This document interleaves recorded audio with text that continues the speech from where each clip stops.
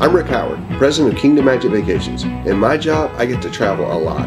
I explore the world on land and sea, eating in unique restaurants and discovering interesting locations. I'm always looking for new places to visit, and I want you to travel with me. Welcome to Travel with Rick. Hey everybody, welcome to this week's show. We've got a great show lined up with you. I've got my friend Mark here. Hey Mark. How's it going, Rick? What's going on? It's going good, buddy. Listen, we're by a pool. We're in Key West, Florida. It's almost sunset. It's January, and we still haven't been over to Mallory Square. Good point. But you know, it's January, and we're in short sleeve shirts and out here by the pool enjoying a great evening in Key West. So to your point, it's going pretty good, pal. So listen, guys, the reason we're here and the reason we're bringing y'all here is because we are here for one of the opening events of Key West Food and Wine Festival. This is the grand tasting at the Zero Marker Hotel, one of the host hotels for this festival and for this event that we're here. Pretty cool, right? Great evening so far. Yeah, I mean, you know, we've got some wine. Over there, there's a lot more wine. There's some food stuff that's going to be happening. We're going to take and show you all of that. Yeah. I've nibbled a piece of cheese so far. You nibbled some cheese? Nibbled some cheese, but I'm ready to go try some food. Yeah, I think it's going to be pretty good. We've got our buddy James over there from the whiskey tasting that you'll get to meet and learn more about that. And then we're going to enjoy some whiskey with him. You may have already seen that video. If you haven't, you'll see it soon. Don't worry. We're going to bring you everything from Key West Food and Wine Festival. It's going to be amazing. Right now, we need to get over there. We need to get you guys over there. We need to see what's going on. Robert, you ready? I'm ready. All right. Come on, guys. Let's go check it out. Key West Food and Wine Festival. Grand tasting. Let's go.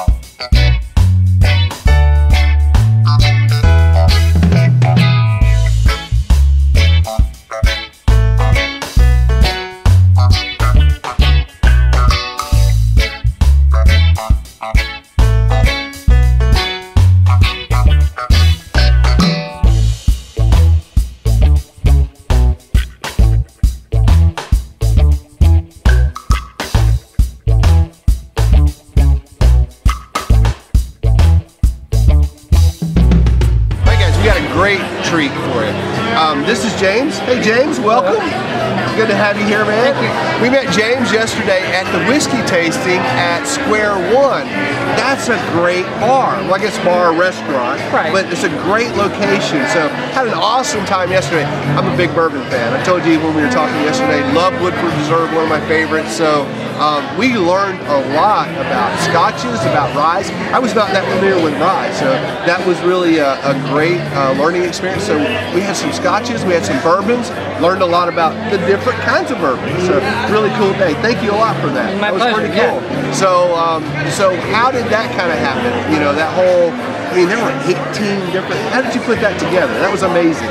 I wanted people to understand that when you, the passion for wine, and this is the Key West Food and Wine Festival, right? Can that same interest, that same passion, where it comes from, the place, the terroir, where the grains that go into it, how they're grown, where they're grown, the different approaches that each country takes to making whiskey. The same reasons people are obsessed with wine are the same reason people are obsessed with bourbon and whiskey. And I really wanted to showcase from the entire world all of those different flavor profiles. You wouldn't want to have a Pinot Noir from Oregon and think that's the only expression of Pinot Noir in the world. No, there's beautiful French Pinot Noir, there's great Sicilian Pinot Noir, there's great Russian River Pinot Noir. That all matters in the wine world, and I wanted to show people with whiskey, it's this amazing journey, the same way it is with wine. Yeah, that was really cool because I learned so much from that. You know, I enjoy wines a lot, but again, you know, I like a good whiskey too, and I didn't really realize how much the terroir meant to whiskey, you know, and how important that was. And you took us through that, the different flavor profiles profiles of whiskey, and it was just really an interesting thing. I learned a lot from that, really, so I enjoyed that tasting a lot. Whiskey is the identity of a nationality. You know, when you talk about bourbon, yeah, people have very strong opinions. It is there's not 600 million different kinds of bourbon like there are wines. Right. It is the identity of the place. Right. It's the identity of the people. It's their heritage. It's their culture. Bourbon is the only unique American-made spirit. Right. Everything else has been made somewhere else. So for us, it's part of who we are as a nation, and Scotch is part of who they are as a nation. Right. That's something wine lovers can relate to. Yeah, no, it was really interesting to see that there are so many different varietals of whiskey, and you said for the last, what, 5 or 10 years, there is an explosion of whiskey, it's coming back, right? Cover of Fortune magazine last year, September, I think. Yeah. $1 billion bourbon boom. Like, bourbon suppliers and distributors who had said, you know, we're almost out of business, are now allocated, meaning you have to have a special request, get approval, be on an approved list of buyers that can't even get the product. Wow, amazing. It takes so many years to make that it's hard for them to ramp up supply. Right. So they're doing a lot of innovative things to bring new bourbons to the market or new whiskeys to the market that might not even be classified. New bourbons, right. But we talked about it. Yeah, we did. We talked a lot about whiskeys. We talked about bourbons, small batch bourbons, Kentucky bourbons, Kentucky straight bourbons. There are so many. So that was really cool. It was a learning experience for me. But that was yesterday. Yeah. That was whiskey. Today is wine. Yes. We're here at this grand tasting, and today you've really shown us some great wines. You had a couple of great Pinot Noirs, and then I stumbled on this wonderful Zinfandel. I love this Zinfandel. Yes. Let's talk a bit about this and about your Pinots as well. Sure. Sagacio Zinfandel is a very famous Zinfandel producer. They're from the Sonoma County region. Yeah. Sonoma is also famous for beautiful Zinfandels. Right. Sometimes people think that if it doesn't come from Lodi, if it doesn't have the term old vine on the label, that it isn't a good Zin. Sagacio are some of the best Zins, and really competitively priced. They have some single vineyard expressions and some more expensive wines, but the mainstay of their line is very affordable, very approachable. You can drink it every day and not break the bank. Right. The wine is made extremely well. I love Zinfandels. So this will be a dumb Zinfandel question here, and I'm going to go ahead and just throw this out there for some of our viewers who may say, I thought Zinfandels were pink. So Zinfandel is a red grape. So let's talk about that just for a second, and let's just get rid of that for all the people who might think, why aren't Zinfandel? It's red, Rick. That's not right. So No. True Zinfandel, it's a red grape. Go ahead. White Zinfandel is not the Zinfandel grape. Right. Okay, white Zinfandel is a made-up thing. It is. You have beautiful rosés in this world, and if you want to drink pink wine, you should drink a beautiful rosé. Right. They make them in Oregon, they make them in Provence, they make them from rosé of Pinot Noir. They make, Provence French rosés, gorgeous, gorgeous, dry, not sweet. Right. If you want to drink pink wine, drink a beautiful rosé. Sure, nothing wrong with that. No, Zinfandel is a red grape, and it should be not red a small wine. one. It's just under cab. When you look at wines in terms of their body and flavor profile. Cab, Zin, Merlot, maybe, right? Something No. Like, okay, from lightest to darkest would be Merlot, Zin, Cab. Okay, right. And then Syrah, Petite Syrah would fall in between Merlot and Zin. Yeah, and I was kind of going the other way. I was kind of going down. So darkest to Cab, Zin, and then Merlot, right? I always think, as a person who sells wine, I think tasting order. Sure. So if I'm going to show wines to you and show you how, I always go lightest to darkest, because then that way your palate. The way you did with us on the two Merlots, you said, it. I have two Merlots. Do you want both? Let's have this one first. So let's talk about your two Merlots. Or Pinot Noir. Okay, I'm sorry, your two Pinots. Sorry. So, a couple glasses of wine, folks. It's kind of getting to the end of our tasting. Cheers, by the way. Cheers. This is awesome. So, yeah, let's talk about your two Pinot Noirs. They were fantastic. Yes. The Archery Summit, Willamette Valley. Now, the interesting thing about Willamette Valley Pinot Noir is that it's a little bit, Oregon Pinot Noir in general is a more old world style than some of the really heavily influenced Pinot Noirs of California. Meaning, you take your finger on a globe and you take from Willamette Valley, Oregon, and you move it all the way around the globe. Guess where you end up on the other side? Tell me. Burgundy. Nice. Burgundy, France. Okay. The most famous, Sure. the birthplace of Pinot Noir. Right. Like where Pinot Noir is.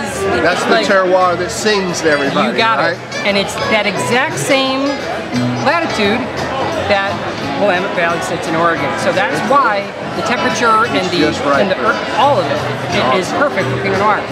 Now the second one that we just, that was Archery Summit, their premier brew we tried today. The second one was the Grenache. So Grenache is famous for their big, bold Italian or Napa Cabernet. Right. Well, they also make a Sonoma Coast Pinot Noir that is very influenced Pinot Noir. This is big and rich and juicy and textured, and it almost, you forget that you're drinking Pinot, but it still has those grape characteristics in the mouth. It's I love showing the two of them side by side because it's old world versus new world. Sure. Old world meaning France, Italy, Spain, where the rules are very, very strict. You have to make wine. And here, New World, America, Australia, South Africa, you get to do whatever the heck you want. Right. And so you can make these gorgeous but different expressions of those grapes. Yeah. No, that was a lot of fruit, big flavor. Yeah. Really love that. Yeah. It's a good one. No, it's been a big hit. We went through like 6 bottles and it's gone. Nice. Awesome. All right. Well, listen, it's been great talking with you. Thank you very much, James, for your education on bourbon and on whiskey. And thank you very much for showing your wonderful wines to us here at this grand tasting at Key West Sweet Wine Festival. It's been awesome. Got some more stuff to show you. Stick around.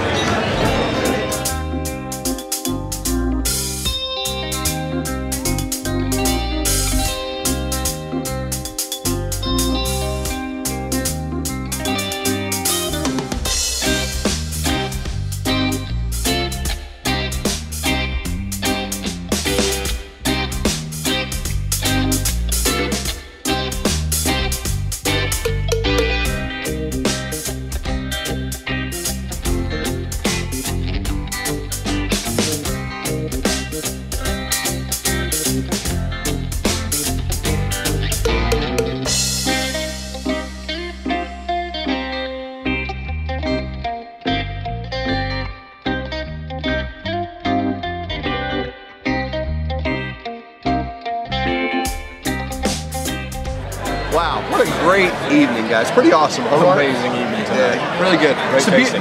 Yeah, it's been a great tasting. This is a beautiful hotel, too. It's a great place to have it. Kind of right here at the end of Caroline Street, right on the water. It's the Zero Marker Hotel. And it's just gorgeous. I just love it here. I think I can come here and stay for a couple Right of off the days. marina right here behind us? Yeah, right over there.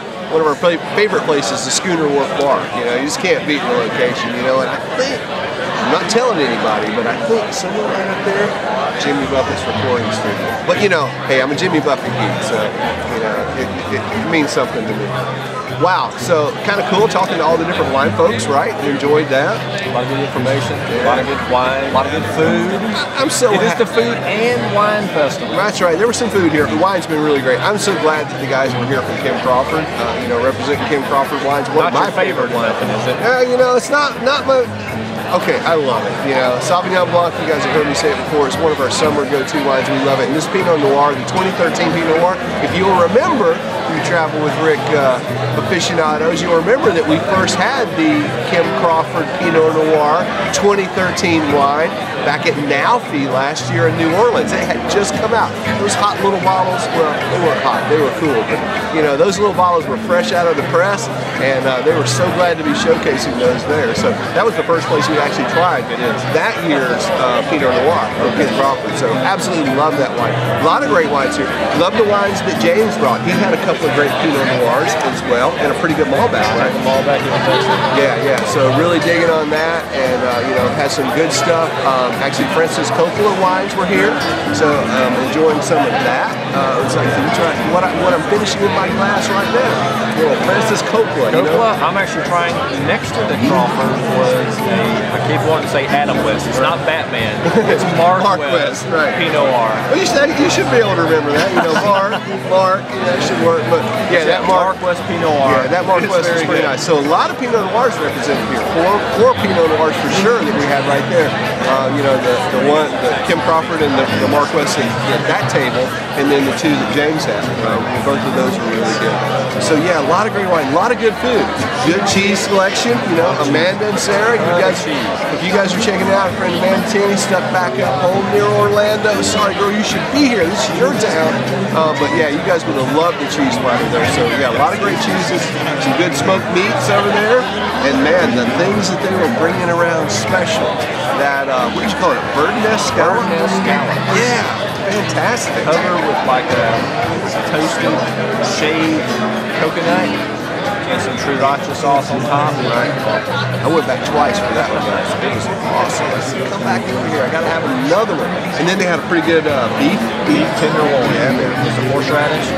That rock. Perfect. That rock. Perfect. And then we had a joke about the airport chicken. What was that? Did we ever figure out what that one was? Not sure. We'll have to find a picture of that somewhere. Not sure, yeah. But it had a pretty good Asian, like a hoisin sauce with it. Yeah, it was pretty good. That was nice too. So yeah, a lot of good samplings. You just can't beat an atmosphere like this. To be able to be sitting out here in January in Key West, enjoying this. I mean, one of my favorite towns in the world. This place calls to me. If you followed us for any amount of time, you know that. You know that I just love this town. So you come here, all right, so you take Key West, Florida sunshine, food and wine. Just can't go wrong, right, brother? Music. Yeah, good music. Great weather. Yeah. So it's just been a fantastic time. So we're going to encourage you guys to get out there and find those food and wine festivals that are near you. Do what we do. Go and enjoy some of these great food and wine samplings that you'll find. Hey, come to Key West next January. I bet you they'll do it again, right? This will be pretty amazing. 6 years, so. Yeah. All right. So yeah, I want to give a big shout out to Mark. Thank everybody at the Key West Food and Wine Festival for taking such good care of us, and just making it a fantastic time. We have loved this. We got more stuff to bring you. We're not done. All right. This is the grand tasting, but I'm looking forward to that shrimp boil over at the Hogfish Grill, baby. Yeah, that's one of my favorite places in Key West, and so we got more stuff to bring you. It's going to be fantastic. But the folks here, Mark and everybody on his team is really taking care of us. We appreciate all you guys have done. Fantastic. And guys, we highly recommend this festival to you. Come on out to Key West. Enjoy this food and wine festival. Hey, you'll love it. It's going to be great. Hey, I think I'm going to go ahead and pencil in a like out next year, right? Walk out that first week of January. Not a problem for me, guys. All right. Thanks a lot for watching. Mark, thank you for being here. Thank you for being here. We'll see you right back here next week for another episode of Travel with Rick. So long, everybody. See you later. When it's time to plan your next vacation, you need the experience of someone who can help you make the best decision for your vacation dollars. With over 18 years of experience, Kingdom Magic Vacations can help you plan your next trip to incredible destinations like Disney, Universal, cruises, and all-inclusive destinations. Our team of travel planners are with you every step of the way. All you have to do is relax and enjoy your vacation. We do all the work. Call 866-972-6244 or visit kingdommagic.com to start planning your vacation today. Hey guys, thanks a lot for watching this week's show. We're here at the Universal Orlando Resort. Yeah, that's Universal Studios right behind me. An awesome theme park. You'll love it. Come check it out. We wanted to take a minute just to remind you to drop your email address in our subscription box up there in the right-hand corner of the website. That way you'll be subscribed to our feed, and every time we post something new on the blog, you'll be the first to know about it. You won't miss a thing here on Travel with Rick. If you really want to know what's going on, check us out over at facebook.com/travelwithrick. That's where we post our question of the week. We tell you where we've been, talk about where we're going, and you can also interact with other Travel with Rick friends there as well. And if you're into iTunes or YouTube, we have channels for you there as well. Listen, you never know where we're going to be, right here or halfway around the world. So check us out right back here next week for another great episode of Travel with Rick. So long, everybody.